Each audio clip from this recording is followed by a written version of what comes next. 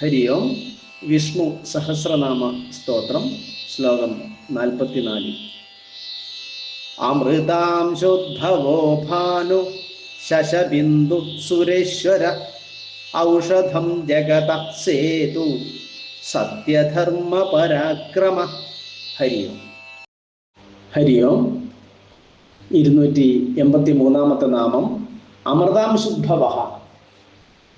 ദേവാസുരന്മാരാൽ പാലാഴി മഥനം ചെയ്യപ്പെടുന്ന ആ പാലാഴിയിൽ നിന്നാണ് ചന്ദ്രൻ ഉണ്ടായത് എന്നാണ് പറയുന്നത്.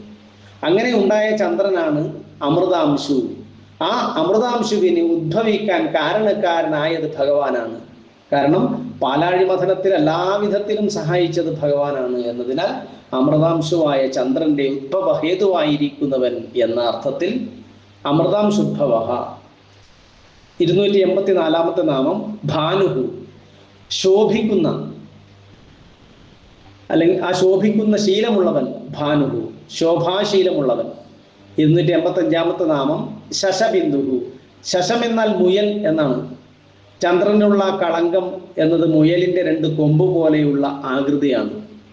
അപ്പോൾ ശശം എന്ന പോലെ, മുയൽ ഉണ്ട് എന്ന പോലെ ഉള്ള ബിന്ദു എന്നാൽ ചിഹ്നം ഉള്ളവൻ ശശബിന്ദുഹു.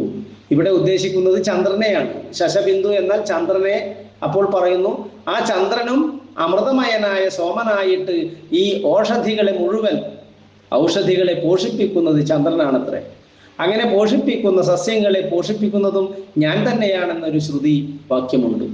അങ്ങനെ ആ ശശബിന്ദു, അതായത് ചന്ദ്രനായിട്ടിരിക്കുന്നതും ഭഗവാനാണ് എന്നതിനാൽ ശശബിന്ദു.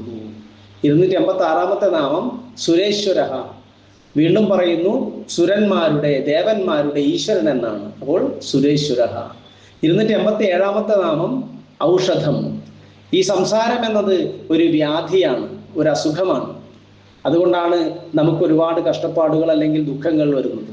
അപ്പോൾ സംസാര ആമയം എന്നാണ് പറയുക. ആ സമയം ദുഃഖം എന്നാണ് ആ ആമയത്തിന്. സംസാരമാകുന്ന വ്യാധിക്കുള്ള ഒരേ ഒരു ഔഷധം ഭഗവാനിൽ എന്താണ്? മനസ്സ് വെക്കുക. അങ്ങനെ സംസാര വ്യാധിക്ക് ദിവ്യ ഔഷധമായിട്ടുള്ളവൻ എന്ന അർത്ഥത്തിൽ ദിവ്യ ഔഷധം. 288 നാമം ജഗത. സേതു. സേതു എന്നാൽ സമുദ്രം കടക്കാനുള്ള പാലം എന്ന് പറയാം. അപ്പോൾ ഇവിടെ സംസാര സമുദ്രം, ജഗത്താകുന്ന സംസാര സമുദ്രത്തെ കടക്കാനുള്ള പാലമായി വർത്തിക്കുന്നവനാണ് ഭഗവാൻ. ഈ ലോകത്തിൽ കറങ്ങി കളിക്കുന്നിടത്തോളം കാലം താത്കാലികമായിട്ട് അവിടെ നിന്നും ഇവിടെ നിന്നുമൊക്കെ എന്തെങ്കിലുമൊക്കെ സുഖം കിട്ടുമ്പോൾ ഈ ലോകം എന്തോ വലിയ സംഭവമാണെന്ന് തോന്നും. എന്നാൽ കുറെ കാലം ജീവിച്ചുകൊണ്ടിരിക്കുമ്പോൾ നമുക്കറിയാം എന്തോ ഒരു അതൃപ്തി ഉണ്ട്. എന്തൊക്കെ കിട്ടിയിട്ടും ഒരു തൃപ്തിയില്ല. അപ്പോൾ അതിന് കാരണം ഭഗവാനെ അറിയാനാണ് നമ്മൾ വന്നത്. പക്ഷേ എന്തിനാണോ വന്നത് അത് മറന്നുകൊണ്ട് ജീവിക്കുന്നത് കൊണ്ടാണ് ഈ ഒരു അതൃപ്തി. അപ്പോൾ ഈ സംസാരമാകുന്ന സമുദ്രത്തെ കടക്കാൻ ശ്രമിക്കാത്തവന് എന്നും അതൃപ്തിയായിരിക്കും. അങ്ങനെയെന്ന് നമുക്ക് ഈ ഒരു തിരിച്ചറിവ് വന്ന് ഭഗവാനെ ആശ്രയിക്കുന്നുവോ എന്നാണോ നമ്മൾ ഭഗവാനെ ആശ്രയിക്കുന്നത്, അപ്പോൾ ഭഗവാൻ ഈ സംസാര സമുദ്രത്തെ കടത്തിയിടാനുള്ള ഒരു പാലമായി ഭവിക്കുന്നു. അതാണ് ജഗത സേതുഹു.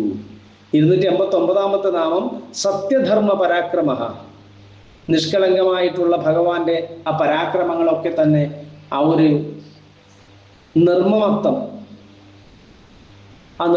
കൊണ്ടുള്ളതാണ്. അതുകൊണ്ട് അതിന് കളങ്കമില്ല. അങ്ങനെ നിഷ്കളങ്കമായ സത്യജ്ഞാനാദി ധർമ്മങ്ങളും പരാക്രമവും ഉള്ളവൻ എന്ന അർത്ഥത്തിൽ സത്യധർമ്മ പരാക്രമ. ഹരി ഓം.